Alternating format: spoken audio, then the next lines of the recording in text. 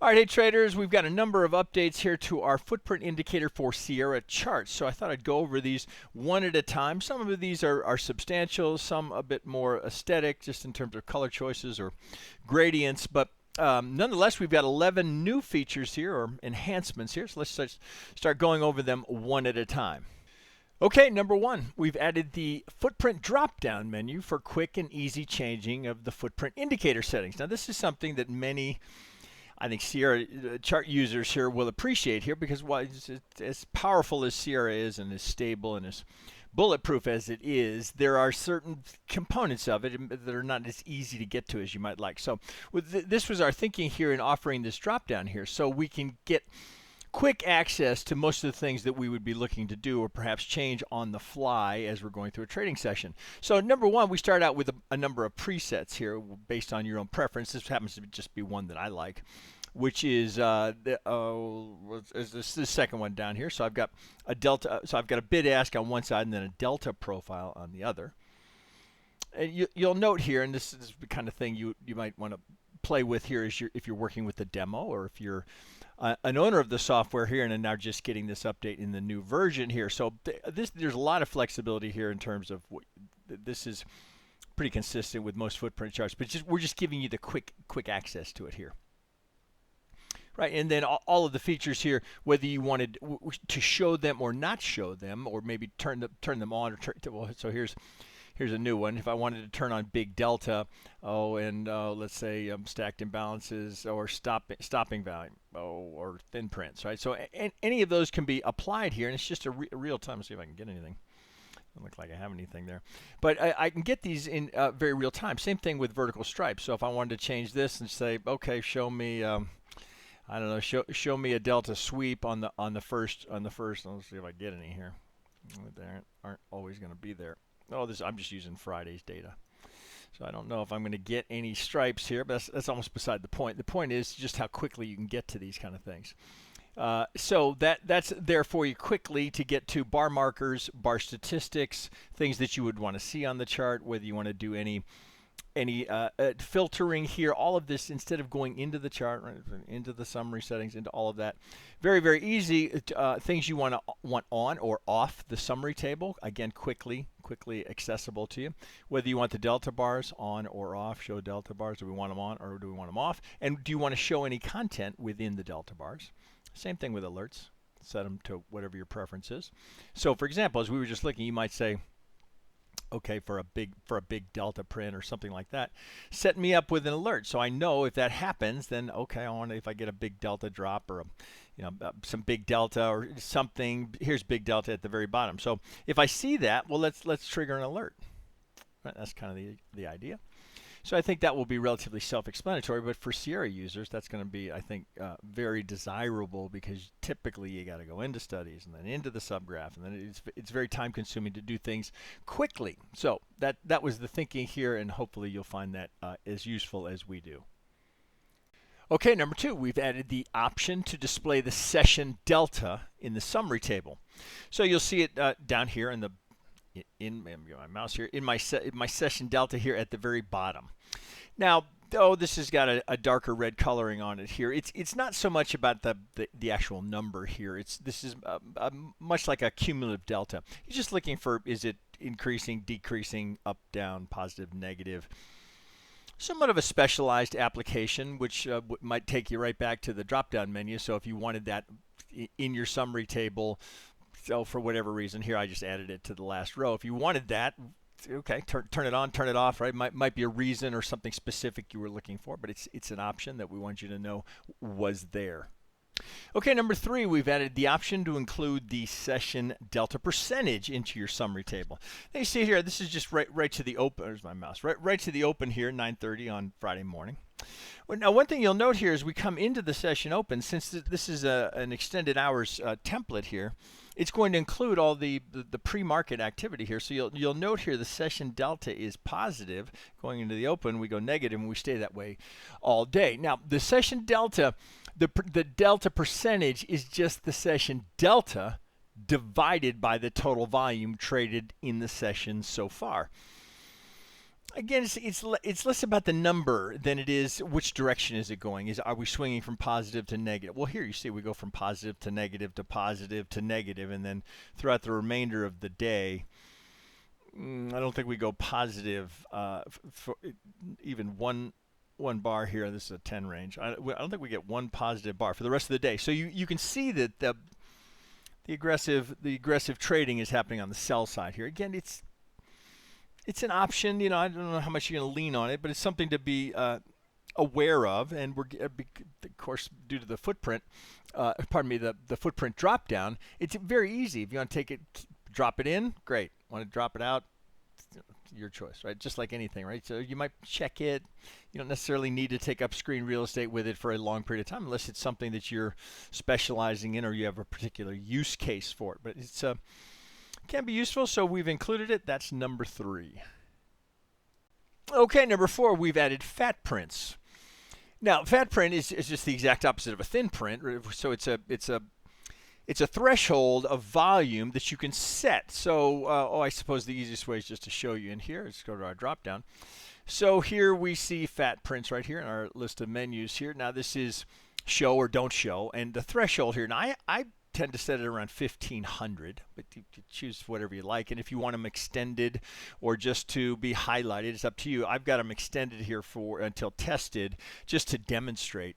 Now you'll note here we can show them to you. You can show them on your chart both as a bar marker, you see the FP in here, or as a stripe, right? Or just the highlight within the bid ask. So here again, this is 1500. Just you don't 1000. You're going to get a lot of them here, but you just here you'll note here. So we've got 1937 to 385. What it looks like it's at 7250.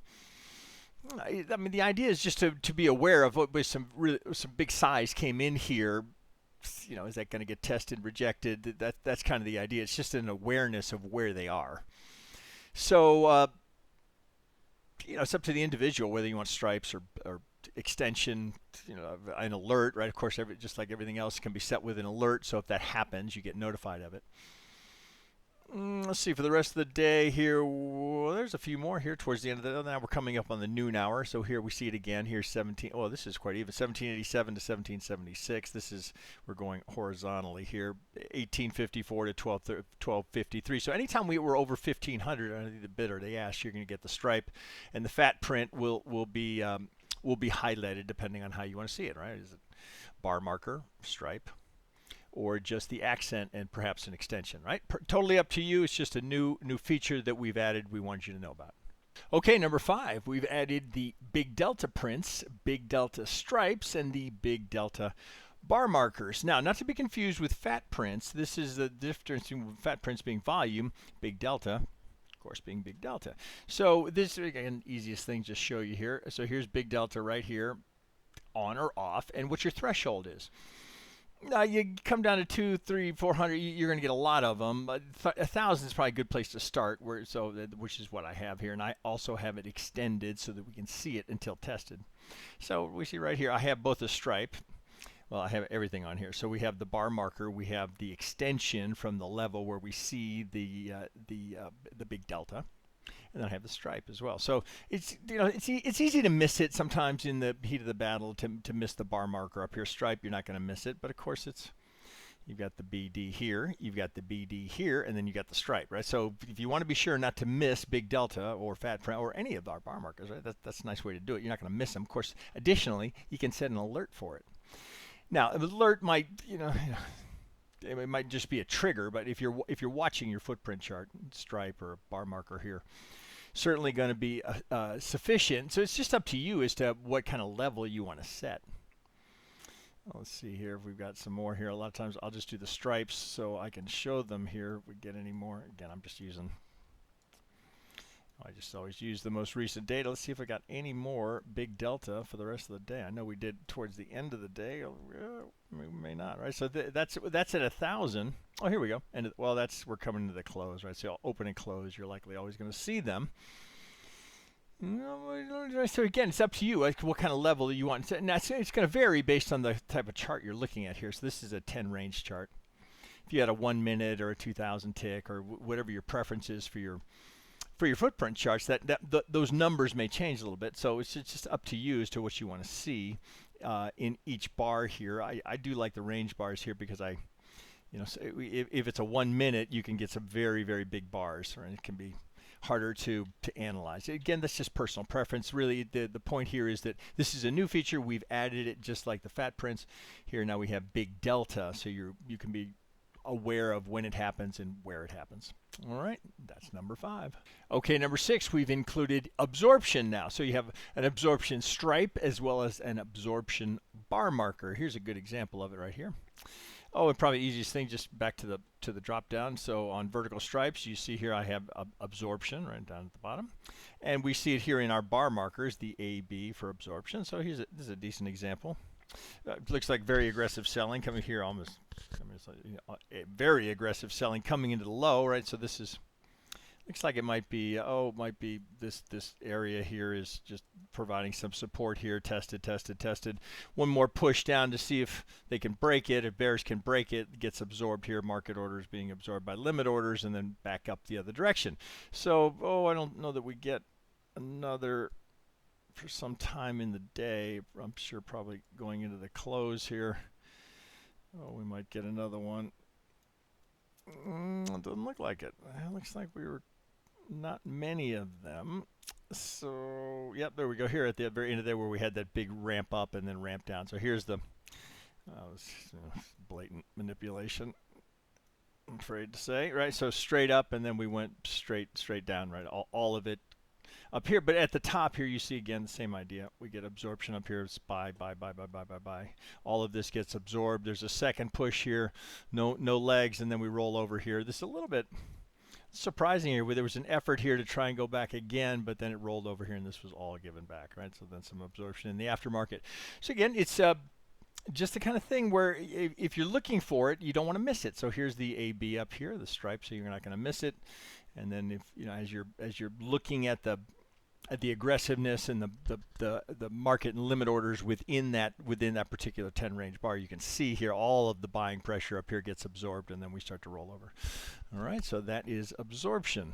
Okay, number 7 and number 8 are a bit more on the aesthetic side, although there's certainly some use case for it. Now, number 7, we've added the light dark colors, enabling the creation of nicer gradients, which I'll demonstrate here in a minute. And then also number 8, the ability to align the profiles left, right, or right, left. So let's just drop into our footprint chart here and take a look at what I mean by. Okay, easiest thing, just show you here on the drop down menu. So here I'm going to go to the right cell, and I'm going to go look down here. So what have I got here? I've got delta on the right cell. So here was my choice. Now I currently have it set to gradient. If I wanted to switch back to solid for whatever reason, right? I've just got 2 colors. If I want to go back to gradient, well, we're giving you the capability to set the color extremes within that gradient. So for example, best way to do that is, let me go into the study here, and let's go into this, and then I can show you here. So if I go to right cell, here we go, right cell background. Well, so the darkest is going to be dark red, and then I've got light red, and the same with the blue, I get dark blue and light blue. So if you had, now here you're not going to get a lot of variance here because we've set the range of the bar, right, of the range bar. But if you had a time-based or a tick-based chart, you might have much larger candles, so you might get varying degrees of that gradient here, and it's always going to be between the darkest and the lightest. So it's just giving you a little bit an aesthetic little tweak that some may find useful. So there's that, and then if I get out of this, and then we go over back to our drop down. If for whatever reason some people like it or they have an application, if I wanted to go to right cell and I wanted to change the profile direction, well, right now I have left right, but if I wanted to go right left, I can do that. It's against kind of a personal preference, right? If you prefer to have your whatever this profile is here going from right to left, well, we're giving you that option, right? If you want to go back to what you might be normal, again, it's just personal preference, right? We're just giving you more flexibility in terms of how you want to represent that. All right, so there you go with that one. Okay, number 9, we've moved all the colors to the studies subgraph. So to demonstrate that here, I've just opened up the studies here. Might as well do it here on the footprint just to demonstrate. So if we want to go in here, now previously you had to scroll down here and look for the color and make the change here. We just think this is a more organized way to make the kind of changes you might be looking for here if you're indeed looking to change colors. So here now all of the color choices are here with all of these features underneath based on whatever it is. You know, for example, if you wanted to change big imbalances to a different color, or you have too much green red, which can be the case, right, depending on how many of these you're using. Oh, so you're going to change it to, you know, blue, magenta, or whatever, you know, gold to brown or purple, whatever the case may be, right? So this is just where you're going to go do that and make these changes. It's very simple to do, right? It's just, if you've worked with Sierra at all, that will be very intuitive, but also just a faster way, we think, to make the changes that you might be looking to do. All right, it would be the same for the subgraph, for what you see on the chart, as well as stripes, those kind of things. So you've got all of those color choices available to you. They're now accessible via the subgraphs. Okay, that's number 9. Okay, number 10, we've added delta efficiency to the summary table and the bar stats. So now here I've switched over to a time-based chart. This is a 2-minute. Because of the nature of what delta efficiency is. So first let's define it. Delta efficiency is the bar delta divided by the candle's range, high to low. So it's going to be more impactful here on a time-based chart where we get different ranges from high to low, as opposed to a range bar where we have defined range, high to low. So we can see this here. You can think of it, it's a bit like effort versus result. How much effort delta went into the bar to get the result, which would be the range of the bar. So if we look at some of these very large range bars here, right? So we come down, here's delta efficiency. I put it into the summary. It's also available as a bar marker for the stats if you choose to look at it that way. It's up to you how you want to see it. So if you look down here, it's also great. There's a gradient to it as well, right? As you note from the prior updates we were looking at here. So you can see when we're red to very dark red to blue to very dark blue, you're getting that gradient to draw your eye to extremes. So here we see it's relatively mild here for this massive effort here. We're going to get a 0.8 to get that range. So this is a lot of effort to get that range. Then here we have, let's see if I can find something that might give us more of an extreme. Oh, here's some very big ones here. So this is a lot of delta here. So again, I'm down on delta efficiency. This is a pretty big effort here for not much range, right? So this would be perhaps telling here that there's a lot of effort being made here, but we've got essentially two inside bars here relative to this bar. So again, this is it's going to be useful to some, right, who maybe want to focus on that. Can be useful here. Again, it's up to the user as to whether or not that's something that you want to focus on or keep it on your charts or just as a bar marker. Up to you, but just it's a new feature that people have been asking for, so we've added it in here. And you see again with these gradients, so it can draw your eye quickly here. So here's a lot of delta expended here to get this big range. We see a 1.81 here. Come down here. Let's see here. This is a good one here. So a very big effort here. The delta efficiency up to 15.53 to get this range. So big effort to get that range. Okay, there we go. That's delta efficiency number 10. Okay, and last but not least, number 11, we've added presets for some of the most popular footprint style layouts. In fact, you've seen me reference it here a couple of times. So if we come up here and we go to presets, these are all commonly used. It's just a quick way to, so if you want something like that, if you just want volume clusters, right? A lot of people like to see this here. Again, gradient color choices available to you. If you like a little more complexity, if you want the numbers in the delta, so I've got bid ask here, I've got a volume profile, and then I've got the delta on the other side with the delta numbers. Now this can be, some of these can be too many numbers, right? It's up to you. Here's the one that you saw me using earlier where I've got my bid ask and then I've got a representation of delta just by the width, right? But again, that can be done a couple of different ways. If you wanted to color it based on imbalances here, that would be another choice for you. Where are the imbalances and do we want to highlight those? These are all, and then if you just want your basic bid ask, right? There's another. A lot of people just prefer to keep it simple, right? And then get the highlights from stripes or bar markers or what they're seeing in the summary table. So that's number 11. Lots of presets here. We'll probably keep adding to that one or two more based on request or features that we think would be useful. You have full ability to create whatever you like here based on all of the choices in both left and right cell. But we've just taken some of the most popular and put those into the presets, right? But there's virtually, I mean, you come up with your own presets. You do, 6 or 7 different things in there. Okay, all just trying to give you as much choice as we can with regards to how you want to analyze the data that you're looking at in your footprint chart.